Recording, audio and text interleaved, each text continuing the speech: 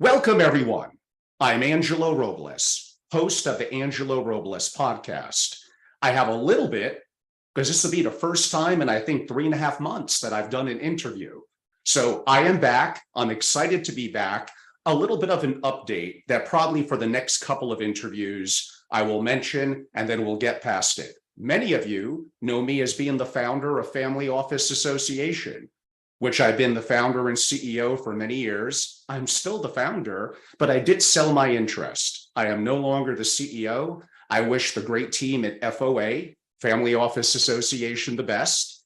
My new enterprises, besides my work on my podcast, are SFO. For those that don't know, that stands for Single Family Office, SFO Continuity. And many of you will be seeing my videos more diverse on the family office world under Family Office TV, which I also own as founder and CEO. We'll one day have an independent platform within the next 6 months, but for now, it'll be housed on YouTube. So welcome, everyone. I know it's been a long, long time. I'm really excited about today. We have the leading researcher on the super rich discussing scientific traits of the world's most successful individuals. Our special guest today is Dr. Ranier Zitelmann. He's a historian, a sociologist, and a multiple times best-selling author. He's the author, actually, of 26 books, including our focus in our discussion today, The Wealth Elite. Before I introduce Dr. Zitelmann, which I'm really excited about, a little bit of context. Now the numbers could always be a bit off. 2,640 billionaires around the world. The average age, by the way, of a billionaire is 67. The age is slightly coming down. There are 25,490 centimillionaires, and there are 265,000 defined as ultra high net worth. That would be $30 million US or more. Today with Dr. Zitelmann, we're very excited. I read his book. It was incredible. And I have deep thoughts and experiences on the subject as well. But we're going to talk a little bit about the characteristics of the people that he's done deep dive interviews with, including going back to their school, their history, their learning, their motivations for self-employment. That's usually going to be a common trait. The roles of goal setting, the importance of sales skills for financial success, the role of optimism and self-efficiency, risk orientation, the relationship between analytical and intuitive, what some people will call gut decisions. And really a big part of it's going to be on big 5 personality traits, which we'll get to that. So I'm going to leave you hanging a little bit on that one. And the willingness to engage in, to some degree, confrontation, non-conforming, you could say challenging the status quo. So we do have lots to discuss. Dr. Ranier Zitelmann, thank you so much for being on our show today. Thank you for inviting me. Thank you. So studies have shown that most people that fit the stratosphere that I described, let's call it $30 million and up, especially as you go up that food chain, $100 million, centa, quote unquote, millionaires, and especially billionaires, a lot of them are entrepreneurs. They're self-employed. That's been a pattern of quote unquote creating great wealth. What has your research shown? Yes, of course, this is correct. It's a stereotype and one of the prejudices against the rich that most of them are heirs and that they inherited their wealth. But this is wrong. Maybe you know there's research by Forbes magazine. They have also this always this list of the wealthiest people in the world in the United States. And when they started in the 80s, half of the richest men in the United States inherited their wealth and only 1/2 were self-made. And today it's 67% self-made. So if you hear this sometimes, the saying, maybe in former times it was possible to get rich. Today it's all heirs. You hear it very often, especially from anti-capitalist and left-leaning people. But this is absolutely wrong. No, most of them are self-made people. And if you look on the list of the richest people in the world, you see it. Of course, they inherited something. Someone like Bill Gates or Jeff Bezos maybe, but this is only a very small fraction from their net worth. So 99% of their net worth is self-made, or more than 99%. And in my study, it was one precondition, because I wanted to find out something about the personality traits of the rich. And so I had no interview with someone who inherited their wealth, because you can't learn anything from them. You can only learn something about the attitudes toward becoming rich if you speak with self-made people. So almost every one of them was entrepreneur or investor and self-made. And even if they inherited a little bit or some, then most of their net worth was from entrepreneurial activities or their own investments. You noted in your book studies by Boeing Schimmelbrock that showed a couple of what I would call traits that were very identifiable among the quote unquote super rich. Now, for many people, again, that may be defined as $30 million and up. In my mind, USD, US dollars, that probably is more $100 million plus, and even closer, I could argue, to billionaires. They have an openness to experience. And I mentioned it before, effectively what I could describe as lower agreeableness. Yes, this is one result, what we call the Big Five test. It's not an invention by me, it's a standard psychological test. We distinguish between 5 personality traits. And one personality trait that you mentioned is openness for new experience. So, you know, this kind of people say, don't tell me this. I know what it is. I know how it is, and they do always the same thing. And of course, this is not the attitude how you can become rich. On the contrary, a lot of the people I interviewed, they even enjoyed doing things different to things how they are done by everyone. And I think it's logical.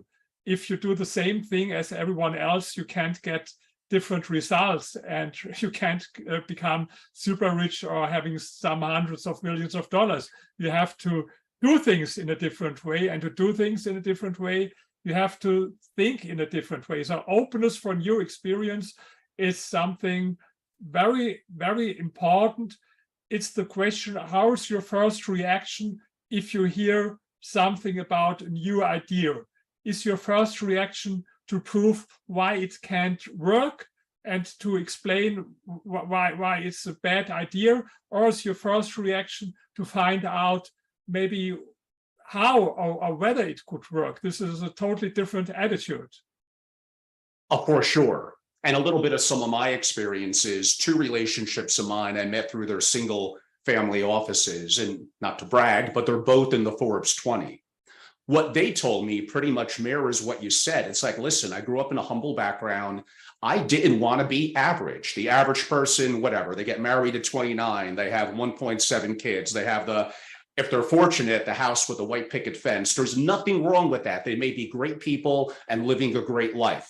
I think one of them said, you know, the average person, 5'9", I want to be different. I want to go against the grain. I don't know if I'd quite use the word contrarian. We may get to that if we talk a little bit about investing. But they generally look at what the populace is doing in a mass is kind of not working if the goal is to become super rich. Yes, I think what you mentioned, I like this term, average existence. I just saw 2 days ago the great documentary on Netflix about Arnold Schwarzenegger. I admire him. Yeah, it was really good. Yes, it's a great, I can recommend it to everyone. I read his autobiography, Total Recall, and I think I read all the biographies about him. But this is an amazing film on Netflix, and this was his motive.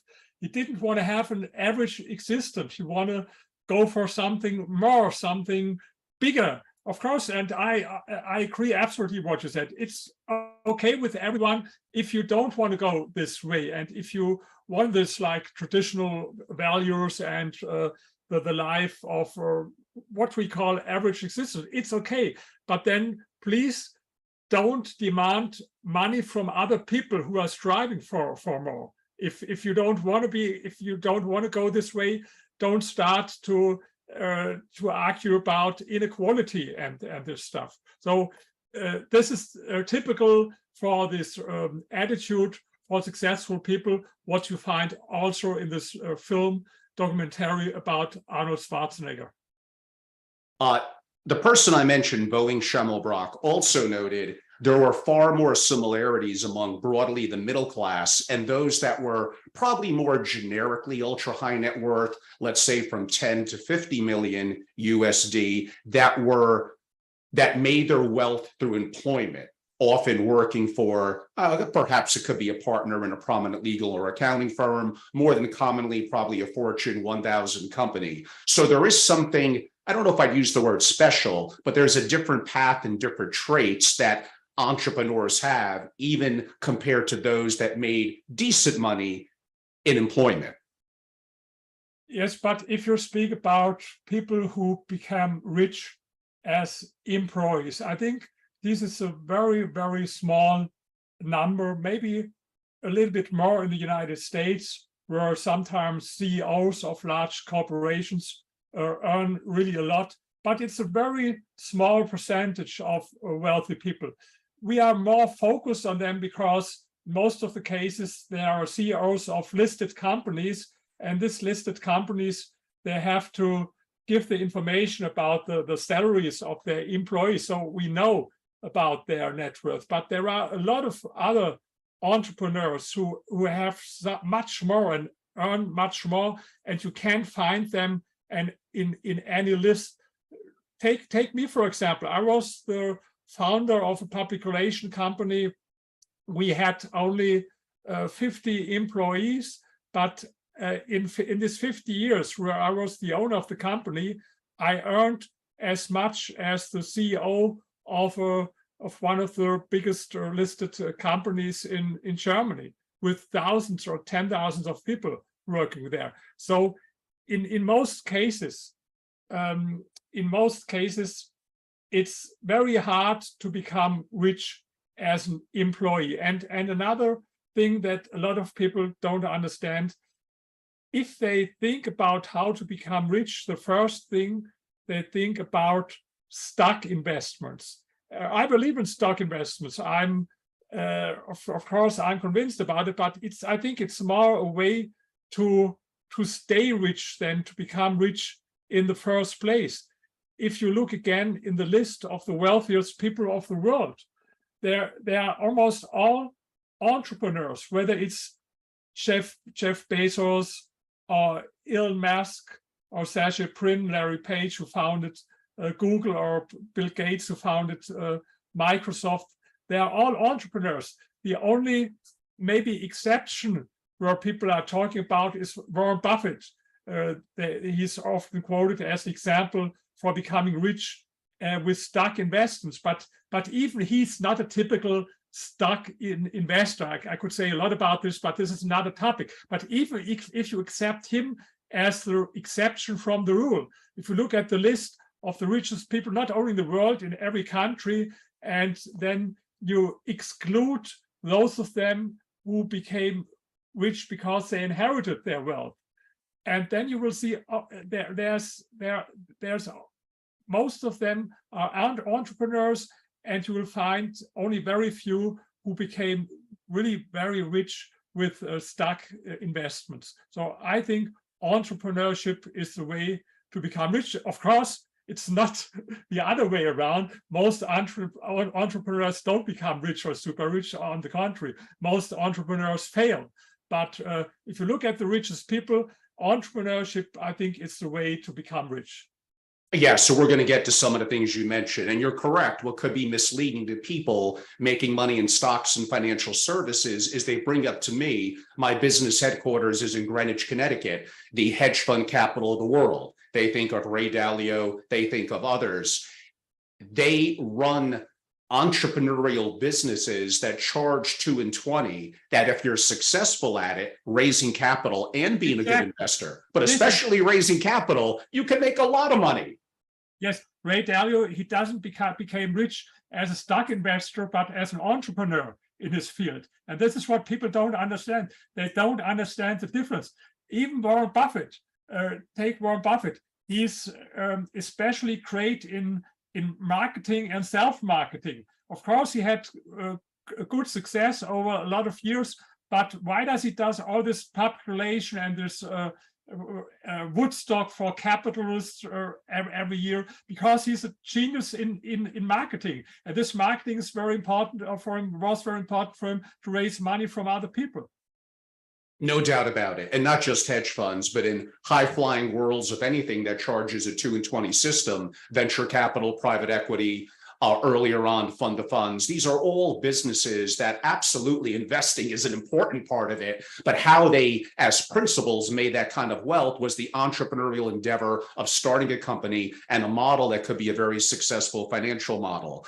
I would say broadly from my experience, Ranier, and let me know if it's true in Germany and Europe and other parts of the world, I would say from probably up to about 100 million outside of employment. Probably real estate is the industry where most people develop or could develop quote unquote millionaire wealth. As the number goes up to $500 million to $1 billion, that does come down and it becomes more what I would say it could be a tech entrepreneur in today's world. But talk about the value of building wealth as a multimillionaire in real estate. Yes, there's no scientific research about it, but I think if I should guess, the most important way is entrepreneurship. I mentioned this before. Then in some cases also real estate investments, and then other kind of investments.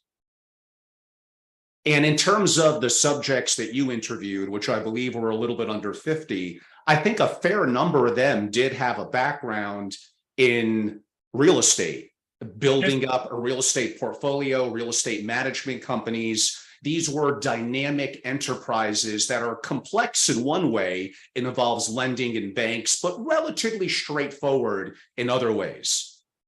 Yes, this is like project developers. And so this is correct.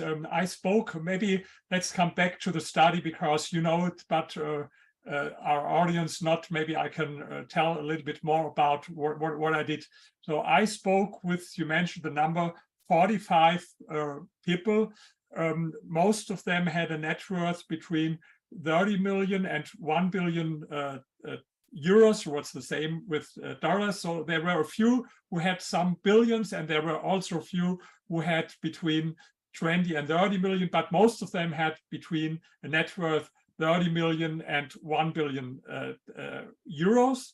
And I spoke with everyone between 1 and 2 hours. And in addition to this, every one of them completed a psychological test with 50 questions. And in the end, I had transcriptions. I think it was 1,800 pages, so a lot of stuff to analyze and to find out what do they have in common. And maybe first thing, okay, of course, everyone looks what do they have all in common so that you can learn something from them. But I think there is not such a thing that is true for everyone. Not all rich people are the same as not all poor people are the same. You find always someone with an exception where it's different. But what you can find is that you can find common patterns that are true for most of them, or for, yes, that are and that make a difference to ordinary people. And this was what I was looking for in my interviews, and you mentioned some of them. Maybe I can mention one thing that I think is important. We spoke about it before. It's that they love swimming against the stream in a lot of cases. I give you one example. He was not a part in this book, but it's a friend of mine. I know him well. I think you also know him. It's Jim Rogers, and you know this investment biker. And for him, he told me a funny story. When he was young, he was invited in Manhattan to a fancy dinner. He was very young, and all the others, bankers, investors, were much older than he was. And one of them said to the other, not very loud, but so loud that everyone could hear it, how can someone be so stupid to invest in locker shares? At this time, this aircraft company, every day bad news in the newspapers, in the media, and the stock price went down. And everyone laughed very loud, with one exception, not him, because they laughed at him, because he was the one to make this investment. But later on, he became very wealthy with this kind of contrarian investment. And he told me the lesson learned, the louder they laugh at you, the better it is. And this is a story that I heard different times. I give you another funny, maybe a metaphor from one of my interviewers. He became rich with milk and with yogurt. He's one of the richest men in Germany, where I live. And he gave me a fun example with cows, because cows are his favorite animals, because he became rich with cows. And the story that he told me, imagine there's a herd of cows walking along a path, 100 cows, and on the left hand, there's a very green and lush field. And on the right hand, there's a field that is not as near as lush, only some cramps of grass. And 99 out of this 100 cows go to the left side, of course. And what happens? Grass is eaten very fast. And one cow goes to the right side. This cow eats and eats and eats. And he told me, I'm the cow who goes on the right side. And this, of course, it's not a guarantee. On the other hand, there are some stupid people who think they are always against the mainstream. If everyone says 2 + 2 is 4, he says it has to be 5 because I don't want to be mainstream. Of course, this is crazy. It's not a guarantee to do always the opposite from what everyone does. But I think one thing is important. If you hear something from a lot of people who tell you this is a good idea, this is a great story for investment, you should be skeptical. I think it will be very hard to earn money there on long term. If, on the other hand, there is something where a lot of people tell you, forget it, this sounds very boring, this could be interesting. Hey, yeah, that's very good. I really think at the heart of the book, and talking about actual scientific traits, not necessarily mindset, and mindset is important, maybe a subject for a different day. There was 5 specific traits, and I believe the one that was most common among the people you interviewed, and I find the same in my more anecdotal studies, was conscientiousness. Yes. If you don't mind, if you could go over the 5 and give a little bit of context on what you define as being conscientious. Yes, this is absolutely correct. I mentioned this before, the so-called Big 5 test, or the 5 personality traits. And conscientiousness, it means not only, but this is a part of it, to be thoroughly, to be punctual, but always also to have a purpose, to be ambitious. This is what you call with conscientiousness. And another thing is agreeableness. You mentioned this before. It means how much harmony oriented are you? Are you more of the kind of guy who's engaged in conflicts, or are you one who always looks on harmony? To be honest, the Big 5 tests that I used, I think it didn't fit so good for this super rich people, because the result of this test was that most of them were more like harmony oriented. But when I spoke with them, I saw that this was complete wrong. So I think this kind of test wasn't made for this kind of people, but a general test that didn't fit so much, because in reality, this was one of the results of my interviews, is that a lot of these people are not very agreeable. Maybe not everyone is as a Donald Trump type, who always, gets in fight and quarrel with everyone. But of course, if you always look for harmony, it's very difficult to be successful in life.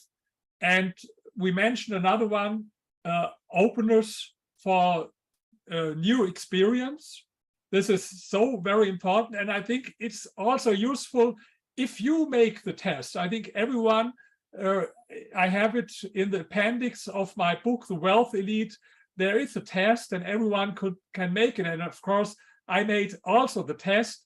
And if you take me as an example, I had almost the highest result for conscientiousness, but in openness for new experience, I was only a little bit about average. And this gave me food of thought. Then I thought, okay, in the future, if you hear something, this is really not your strength. Maybe you are not open enough sometimes for new ideas. And so this test can also be a good instrument for you if you compare your results.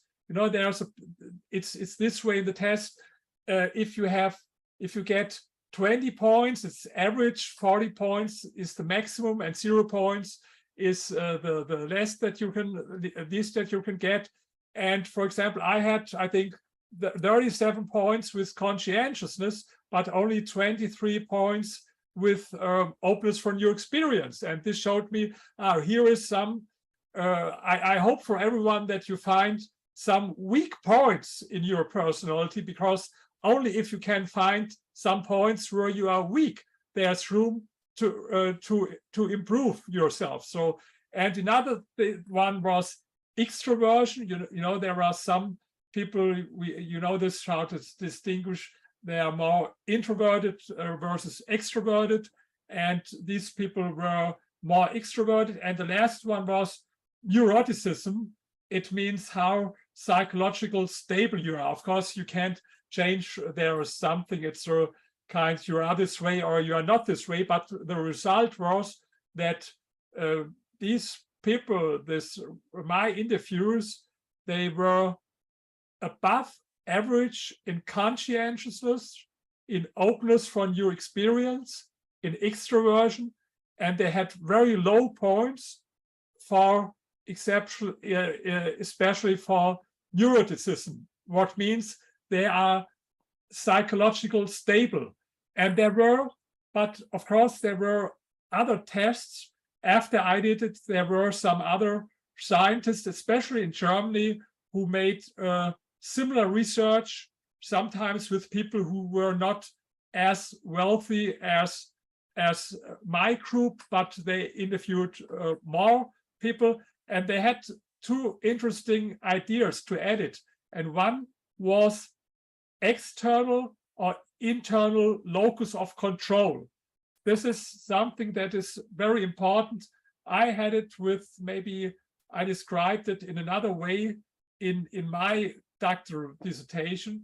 It's the question whether you believe that you're the master of your life, or whether you think your life is controlled by others. And especially, and this was one important result from my research, whether you blame others or whether you blame the society or external circumstances for your failures and setbacks, or whether you blame yourself. Most of the people, they are this way. If they are successful, of course, they take the responsibility for their success.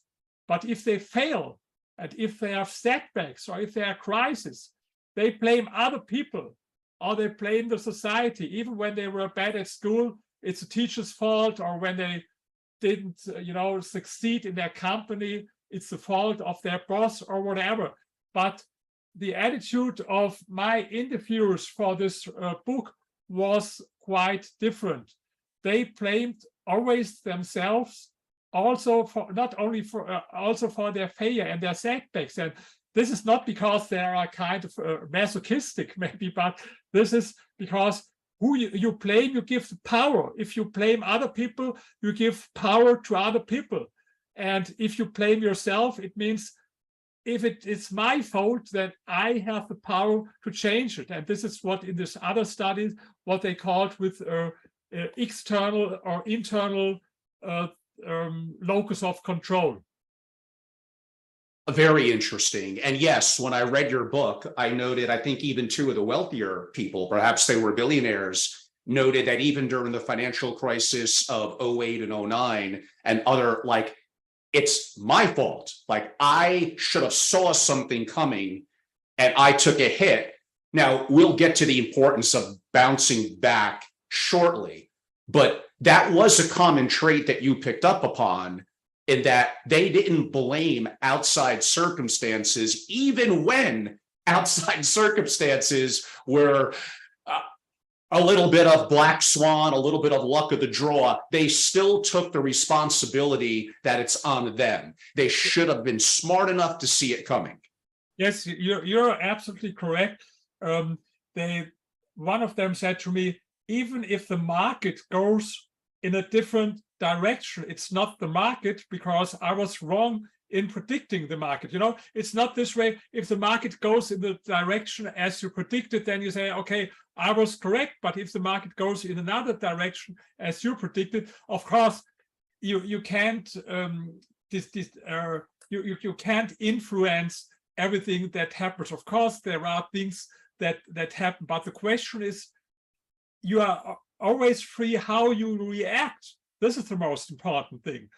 Whether things come along this way or the other way, but always you are free to make decision how to react to these things. So I think this is also one thing that they had in common. And maybe I can add another thing that is very, very important. You spoke about this gut feeling versus analysis. And I asked every one of them, how do you make your decisions, especially your entrepreneurial decisions? Is it more with analysis, with analyzing numbers, for example, or is it more gut feeling? And of course, both is necessary. There was almost no one who said, I decide everything with my gut or everything with numbers. But for most of them, gut feeling is much more important than analysis. And then the next question is, but what does it mean, gut feeling? And what does intuition mean? And I got a little bit deeper in this. If you look at the psychology, how we learn, there are two ways how we can learn.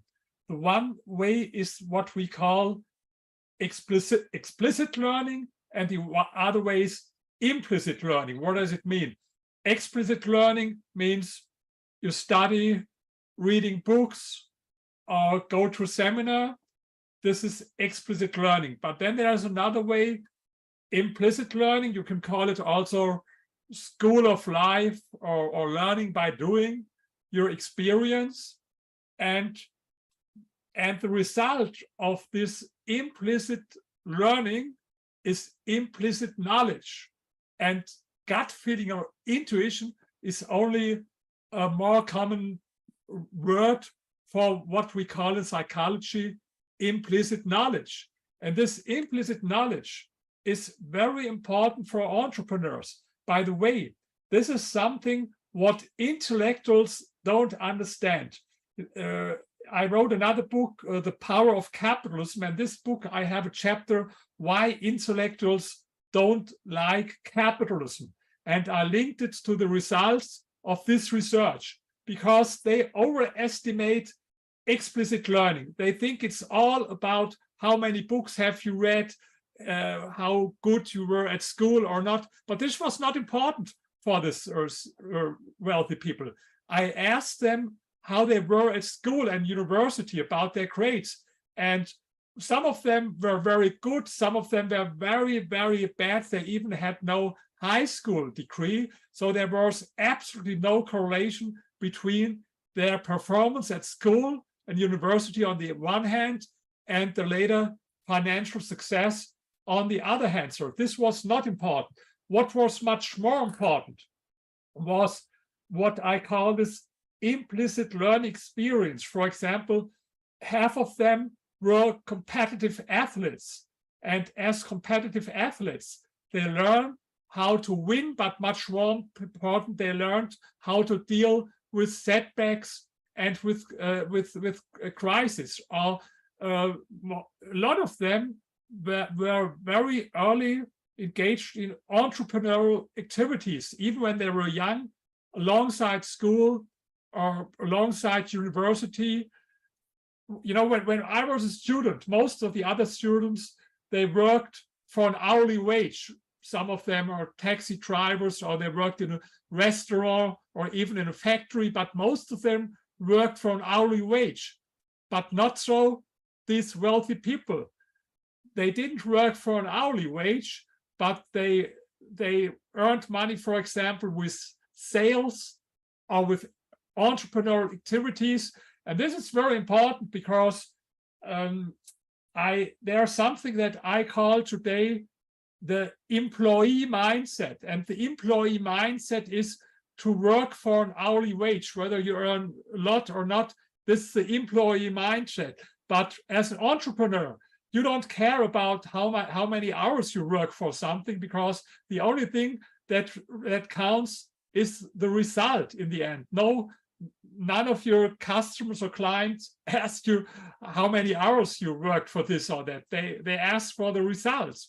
And this is the difference between the what I call the employee mindset and the attitude of these people. But if you allow me, let me come back to these intellectuals. These intellectuals, they don't understand this way of implicit learning. What they hear when they are young, the same with me. I come from a family with an academic background. You hear the more books you read, the better it is. And then they start to think the people who read the most books should be in the leading position in the society. And that this is all about how much books you have read or how good you were at the university. Later in life, they learn that maybe their former school neighbor who read not as many books as they have, that he's much more successful in life than they are. And then they don't understand the world. Then they say, okay, something has to be wrong with the market economy, or something has to be wrong with capitalism, because my former school neighbor, he has now the bigger car, the bigger house, and what's worse, the more beautiful wife. And then you think there's something wrong with capitalism or with market economy, because I read more books and I have this good grades at school and university, and here it's not. So capitalism does not work. But no, it's that he does not understand the importance of implicit learning. And this was a very important result from my interviews, that, to sum up, there was no correlation between performance at school and university on the one hand and financial success on the other hand, but they had a lot in common, things that they did outside school, alongside school, this competitive sports or this activities in sales or entrepreneurship. These were the most important things for their later financial success. Wow. I mean, that was an amazing 8 or 9 minutes. You answered about 5 or 6 of my questions. I'm sorry. But no, that was great. So I have a well-known guest here in the US, Adam Robinson. He's been on several times. He's a wonderful investor, and he always talks about too much information is not good. You want to narrow down to the right information. And then, like you said, relative to more of a gut decision. You did give an example in the book. I forgot the nuances of the researcher, but they analyzed venture capital firms, which my audience would know very well. And the more information the venture capital firms had on the entrepreneur, the worse their decisions were in terms of investing in the entrepreneurs. It was maybe paralysis by analysis. Yeah, this is what most people think. The more information you have, the better is this. And of course, you need a kind of information, but there were some scientific research I quoted in the book that it's not this way. The longer and the more you analyze, the better it is. No, the real art of success for people is to make decisions even if you have not enough information at a time. This is the real art. And of course, it's important to analyze things, but there's what you call gut feeling, and that what was my point, that this gut feeling isn't something irrational or mystical. It sounds maybe like that, but it's only the result of this process of implicit learning. So, but this is also a difference between the CEO of a big company and an entrepreneur. The CEO of a large corporation, if they have a board meeting, he can say, "Oh, why did I make the decision? Oh, okay, it's my gut feeling." People would say, "Here, it's stupid. Where's the analysis?" Maybe they also decide with a gut feeling, but then they ask people to give them some research, to give them some numbers, to support their gut, to support that he's right. But for the entrepreneur, it's not necessary, because he can make and I know one of he was not a part of my analysis, but I know one of the richest men here in Germany. His name is Rossmann. He is the founder of. He started with one grocery. I think today he has 6,000 in Europe, and he's a multi-billionaire. And he has no high school degree, and he told me always, "I make all my decisions with this gut feeling," and this is very often underestimated and misunderstood what it really means. Oh, for sure. And I'm glad you mentioned sales too. And I know to some people, I don't know why, that has like a dirty connotation. When I talk at universities, and I'm talking sometimes to people in business and entrepreneurship, because of my role, knowing lots of centimillionaires and billionaires, and I'm going to be more anecdotal and less scientific than you. But that is something that I see as, especially for someone that may not be gifted with a 140 IQ and be an engineer, the ability to have emotional intelligence, the ability to listen, and the ability to understand others. Effectively, sales is such an important skill. And I do the best I could to instill the value for people in that. Yet maybe it's good, because if everyone felt that way, then the crowd will be going in that direction and it won't stand out as being unique. So why don't I ask you? Yes, sorry. I agree absolutely. When I was young, I worked for as a side job for a time in selling insurance policies. And there I saw it first time. I had two colleagues. The one was very smart. He knew everything, every detail, and he explained it to our clients and wrote so many, piece of papers here, this way, this alternative. And he was right. He was brilliant. But as a salesman, not really good. And there was another one.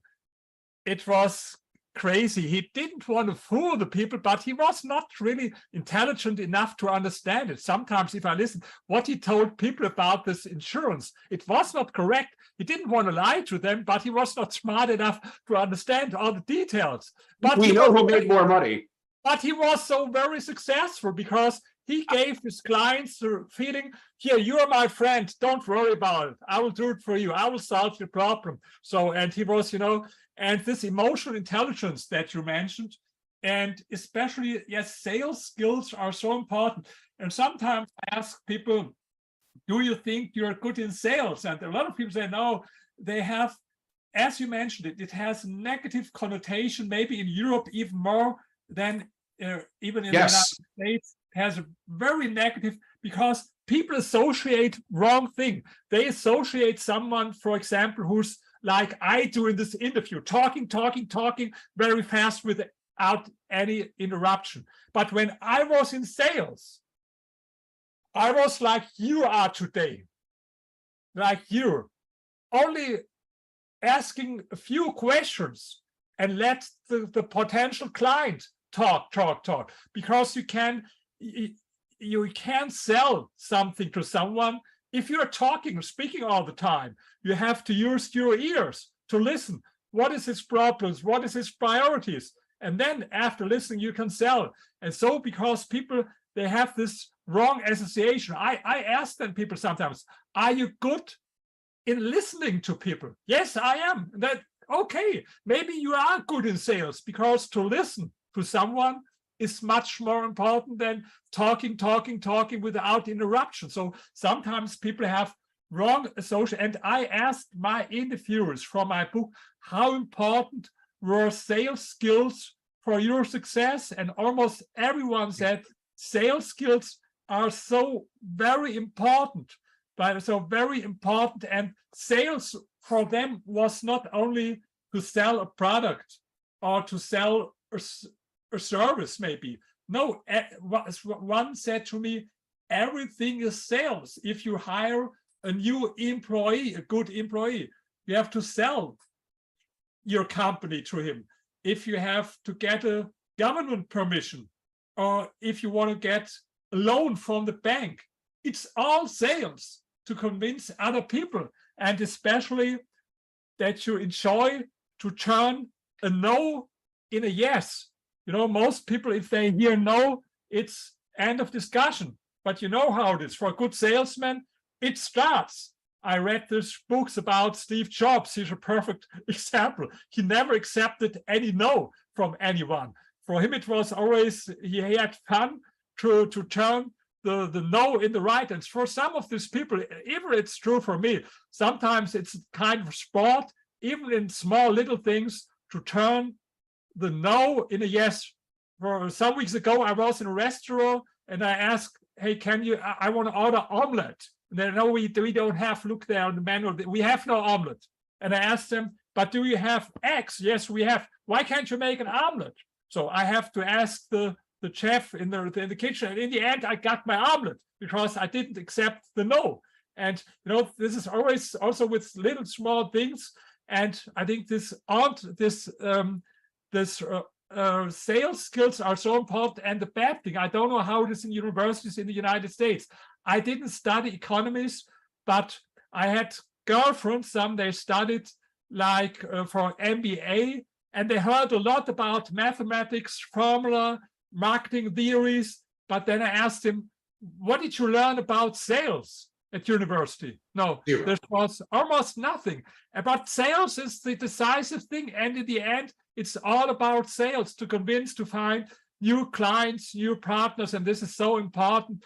And so my recommendation for everyone who want to grow rich is, first thing, you have to improve your sales skills and try it. It's of course the most important thing is learning by doing, but also you can go to seminars or read some books about it. There are some great books about or seminars how to learn to sell. In the end, of course, not everyone is a born salesman. If you see after maybe 2 years, no, I tried everything, but I will never be a great salesman. Then you have to find a partner for your company who is good in sales. And this is how it happened, you know, from this big tech companies like Apple or Microsoft. There was also one guy who was much better in this technical stuff, and the other one, like Bill Gates or Steve Jobs, who also understood something about the technical stuff, but was more like a marketing guy, a sales guy. And this is also a solution. If someone is not good in sales, you can find a partner who is good in sales. Yes, if you're going to be a solo entrepreneur, then bluntly, I don't care how smart you are, you have no choice. You have to be someone who's going to need to motivate people to their benefit in terms of moving forward. Now, you could argue online, it could be a little bit more, it's nuanced. And yeah, I mean, I should basically, even for the super rich and mainly their children, probably do a series about the value from a sales perspective. Given that we have relatively a limited amount of time, ballpark about 15, 16 more minutes left, I do want to talk about some other aspects of your book. First of all, we're going to skip over some things that you do talk about, and I would agree, I read them. So Thomas Stanley's work on the millionaire mind, you all should read that. Think and Grow Rich by Napoleon Hill. If we had a little more time, we'd do a deeper dive into both. And again, we'll have you back in the future. But simply, although we knocked books a little bit, definitely read those books. Let's talk a little bit about the ability to take action, especially after failure. The ability to bounce back from a setback was a common trait that you found in your research. Talk a little bit about that. Yes, of course. This is the way how you react. Of course, if you have a setback, everyone feels bad. There's no exception. But the exception is how long. You know, there are different kind of people. It's also, let's don't talk about business, give you another maybe fun example from daily life. When I was young, I had a friend who was very successful with meeting women. And if he's invited someone, maybe in a disco, to a drink, and she said no, he said, okay, I don't care about it. There are enough others. 2 seconds later, he was on the next one, asked her. And if she said no, okay, go to the number 3, asked her as long as he met someone to invite, who accepted his invitation to a drink. And there was another friend of mine, and he looked not worse than the other one. He didn't look bad, but when he got one no from a girl, maybe for a half year or a year, he stopped to talking to someone. Wow. Because he was so frustrated, and he always thought, why did she say no, and what happened there, and tried to analyze this or felt bad. And you know, this is the difference. No one feels really good if you have a setback or a crisis, but I think one of the most important things that you have, maybe some have it and some not, but I think always to a certain degree you can learn it, how fast you say, okay, this is the past, I can change things that happened in the past, let's look now what is in the future. I mentioned this movie about Arnold Schwarzenegger, and one time when he even was successful, he lost one competition for this Mr. Olympia against Frank Zane, who was number 1 and he was number 2. And he was really desperate and he cried all night long. Of course, this is human, you know, that. But next day he woke up and said, okay, now you cried all night like a baby, forget all this shit, go to the gym and look for the next time. And I think this is the difference. And I try to learn from people. I give you one example. Now it's a difficult time in commercial real estate in the United States. And I'm invested in one commercial real estate fund in the United States. And I lost in 6 months, 2 million last 6 months, what also for me is a lot of money, losing $2 million. And of course, I didn't feel good in this moment. But then, okay, I said, okay, you can change it now. You have to accept it now, make a new balance of your net asset value. Now it's 2 million less, and accept it and go on. And there are some other people who from month and month and month think about, why did it happen to me? And all the stupid questions that makes no sense. Of course, you can learn something from setback and failure, but this negative way of worrying about things that you can't change, that people lose so much energy. I think we need all our energy for our decisions now and for the future. And so we can't lose energy about with worrying about things that you can change. And this was something where this people I had interviews with were really good at. Excellent. Yeah, don't give up when things go wrong. Because no matter who you are, no matter how smart you are, no matter how rich you are, things are going to go wrong, quote unquote wrong, and probably every day. You got to have more resilience and grit than that. I do have a series of quick fire, intriguing questions. Why don't we hold them off for 2 more minutes? In your book, you talk about the American psychologist Robert Sternberg, and I like what he said, the concept of successful intelligence. According to his model, successful intelligence has an analytic, a creative, and a practical aspect. I think he defined it as analytical to solve problems, creative to decide what problems to solve, and practical to make the solutions effective. Anything to add to that? No, and I don't want to, first of all, compliment you. I had a lot of interviews about this book all over the world, but I think you are the one who read it most thoroughly. Some of them I saw, they read only the conclusion or some pages. Thank you for this. But of course, I want that other people also read the book. So I will not tell everything in detail. Some people should really, you can order it on Amazon. It's the Wealth Elite, and no, it's good as you summed up. Next question. This was a great book, by the way. I mean, my life has been in single family offices globally, often dealing with billionaires. So having more scientific and less anecdotal evidence and information is valuable for me. So I really absorbed it. Thank you. Thank you for this. This is always what people ask me. There are so many books about how to grow rich. What's the difference between this book and other books? It's very easy to answer. There are some other good books, I admit it, but also a lot of bad books. But most of them are not science-based. These are more like opinions, and some of them are good. And now this is the reason why this book is very successful, especially in Asia. It's a success in China, it's a success in South Korea, and it's a success in Vietnam, because these people there are much more ambitious. Maybe as a footnote, I commissioned a poll. How important is it for people to become rich? Very interesting thing. Not in this book. I wrote another book and some essays about rich people.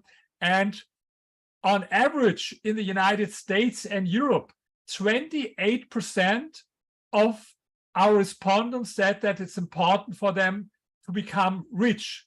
But in China, it was more than 50%. In South Korea, it was more than 60%. And in Vietnam, it was more than 70%.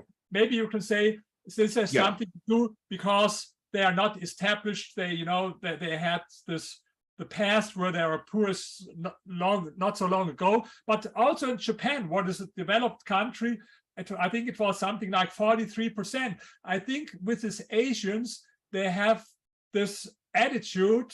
You can learn a lot from their attitudes, and you see it also if you look in the United States, the income pyramid. You see that there was this black people, then this Latin people, Latinos, then white people, and then Asian people in this. If you analyze income pyramid in the United States, and I think they are very ambitious people, this Asian people. Well, I mean, I was going to hint at something relative to that. In the West, which to me is most of Europe, Australia, and the US, becoming successful is almost looked down upon. It almost is a negative. And unfortunately, we could go for hours about this subject. In Asia, in some of the countries you noted, it's respected, especially if you came from nothing and you took the risk and you built a company. That is regarded as being almost a true hero. And apparently our heroes in the West are, I don't know, like musicians and social activists and all that, which have their purpose. I enjoy that too. But things have gotten very skewed. Absolutely. I agree. Maybe after I will send you a link. I published some scientific papers in an economic journal in the UK because I did research. I published a book, The Rich in Public Opinion. This is about, maybe we can talk next time about it. It's about stereotypes and prejudice against rich people. And in Vietnam, they read this book at the universities, and half a year ago, they invited me at the university in Vietnam. And they call themselves socialist and with the Communist Party, but it's harder to find a Marxist in university in Vietnam than in United States. I can guarantee. Probably true. And they invited me, now listen, to workshop at the Foreign Trade University, that is one of the most prestigious universities in Vietnam, in Hanoi.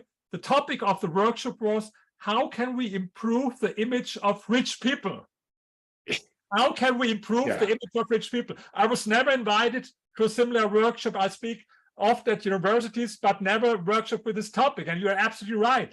It's, it's positive. And this is a problem in our culture, that people think always, if not everyone, but a lot of people, they think negative if they hear about someone being rich. And I think these people, they harm themselves. So I give you a funny example. Maybe I read it. I think 2 or 3 years ago, there were some protesters who positioned a guillotine in front of the house of Jeff Bezos from Amazon. A guillotine, where people. Oh, yes, I would know. Revolution to show what they want to do with Jeff Bezos. And there's another man, maybe like you would be this way. You buy a biography about the life of Jeff Bezos and look, what can I learn from him? What can I adapt? And now I ask you this question: who will be more successful in life later on? The one who built this guillotine to position it in front of the house of Jeff Bezos, or the one who bought the biography about his life to learn something from this? So I think we know people, they don't harm others, they harm themselves because they. I agree. We only have about 6 minutes left. I'm going to go round robin, and we're going to go into a little bit of some sensitive topics. My audience knows it's probably gotten me in trouble, but I'm not afraid to ask these because these are real questions. When I look at, and we're probably going to go all anecdotal now, when I'm asking billionaires and when I'm just learning from them, I would say people like things in 3. They want freedom from the system, which, yes, money does provide. Let's be honest about it. They do want status and mating. Now, other people would take my 3 words, and they're not incorrect, and put on that money, power, and sex. That is a reality of what makes the world go around. Absolutely, but a lot of people they have because this sounds not politically correct, but of course it's true. If the story that a young pretty girl falls in love with an old poor man, it doesn't happen very often, and so I think, of course, everyone knows it, and it's true everywhere in the world that if you are successful and wealthy, that your possibilities to find a partner, for example, a beautiful woman, is of course easier than if you are poor. You can criticize it, of course, but you can't change it. I mean, that comes down to evolutionary biology. Read the books of Dr. David Buss, his 37 culture study, and the reality of money buys scarce resources. So yes, we could go on about that. Strictly anecdotal. A couple of quick others. I know you only got 4 minutes left. I have noticed, now maybe because they're older and I'm older, have you noticed that many people that are incredibly successful are not necessarily what I would know as specifically that good looking? Now, I notice weird things. I think I have a reason for this. The reason for that, now you may be better in corporate America, whatever, 6'2" and being good looking. I'm using a man as an example. I think when you're more average looking, but you make yourself into something that forges you into the person you're going to become. You accept rejection. Things don't come to you easy. You have to put in the grind. You have to put in the work. You're not resting on your laurels of the lucky sperm club that you happen to be born genetically, quote unquote, good looking. And am I right or wrong? It's strictly anecdotal. I know that. Yes, I don't know, but in a way, of course, it can be correct in a way, because it's about frustration tolerance. And if you are really, I had a friend, he was really handsome, but he had no idea how to reach out for girls because he hadn't to do this. There were enough girls without doing anything. When he was very young, that changes when they get out of college and they're not 22 anymore. But another one who is not, he has to develop more this frustration tolerance. And I remember here, this is you mentioned him. Yes, but this is the thing. 2 final super quick topics. Have you found any correlation, or is it strictly anecdotal, of people that are very, very, very successful and religious, effectively believe in God? I didn't ask it. It's a good question. It would be interesting, but I didn't ask, so I can't say anything about it. Okay, my last topic, and it is a bit of a sensitive topic. I believe it may be the billionaires only, but maybe it was the centimillionaires. I think 15% of them are women. Now, that number is increasing. A couple of years ago, I think it was 12%, 13%. And I get it, societal expectations of a woman taking care of the family, often the parents, a perspective of things that might have been against them 20 or 30 years ago. I do understand societal aspects are absolutely impactful to that. But again, I'm not afraid to push the envelope a little bit. I have to think there may be something deeper. Men have 17 times the level of testosterone. We sometimes do real stupid things based on emotions, on passions, on quote unquote aggressiveness. Is there some truth that men are by nature, part of it's societal, but also by nature, we tend to be greater risk takers? And again, I know it's probably anecdotal. Yes, I think that men are more risk takers, and I think the number, from my interviews, there was only one woman and 44 men. And if you analyze the list of the wealthiest people in the world and you subtract the heirs, you have to subtract them, the widows and the daughters, and if you subtract them, I don't think that it will be, like you said, at 15%. I didn't count at them, but I think it will much less than 15%. Look at the list of the richest people in the world, and then, for example, subtract in the United States, there's the Walton family, but this is, Sam Walton, their father or the grandfather made the money. And if there's now some, female from the Walton family, it's the heir. But if you subtract them and only look at the people who made it first, I think it will change. And I made no research about the reasons, but fortunately, there's not a demand for quota for the billionaires list or something like this, because we have demand for quota in every kind of society, but there's no quota for this. No, and I do believe, again, absolutely part of it is societal. Things are changing. They're changing to the betterment. And there's many, many men that are horrific entrepreneurs, and sometimes taking too much risk and burning out when you have obligations to a family and others is not a positive thing. So again, we want to have open discussions. And it's also a question of culture. I found, for example, in Vietnam, women as entrepreneurs have a much more important role. And even Vietnam, by the way, was the only country where more, in our survey, more women than men said that it's important for them to grow rich. In all other countries, it was more men. In Vietnam, it was more women. So thank you for this great conversation. I look very much forward for the next one. Maybe we can talk about here. This is today I had this interview in Fox News about it. Of course. Independence of capitalism. This is one of my favorite topics. I would be, because I told you, compliment for this. I appreciate it. It's very rare that someone reads the book as thoroughly as you did it. And I have everyday interviews about it, and I see whether someone read the book or not. And even sometimes if I post this book, for example, on Facebook or Twitter, there are some left-wingers who said, this is shit, it's all wrong. And then I asked, hey, have you read the book? No, I would never read a book like this. Yeah, it's both sides can make plenty of mistakes, but certainly my experience as well. My audience knows I'm a hardcore capitalist, so I completely agree. Dr. Zitelmann, I know you have to run. I'm going to give about a 2-minute wrap up to my audience, but I know you have to split now. It was such an honor and a pleasure. I look forward to reading your book about capitalism, and sometime before the end of the year, having you back on. Great, absolutely. Thank you. My pleasure. Thank you. And everyone, again, as I started, I'm Angelo Robles, the host of the Angelo Robles podcast.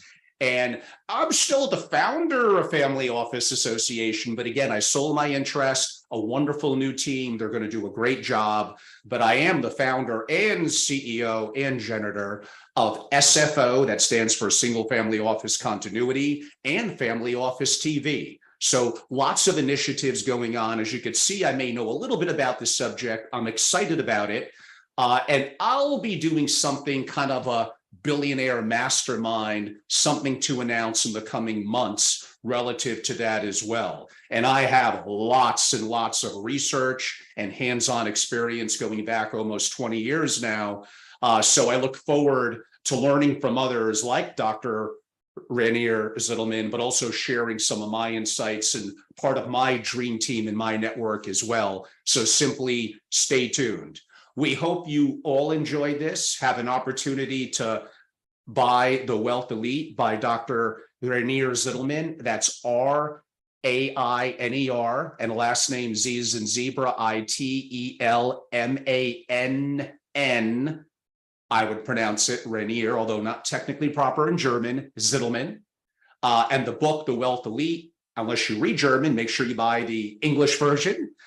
It was a wonderful read. I greatly enjoyed it. I know many of you will too. So I am back. You're going to see me more commonly now. You could reach out to me anytime. Probably the best email is my personal brand. And you could find me all across social media on DMs. That's more than fine. But Angelo@AngeloRobles.com. Again, Angelo@AngeloRobles.com. Reach out to me anytime. Subscribe to my YouTube channels because there will be two with Family Office TV to complement my other core, quote unquote, at Family Office. So again, I hope you enjoyed it. Look forward to the next time. Thank you all so much.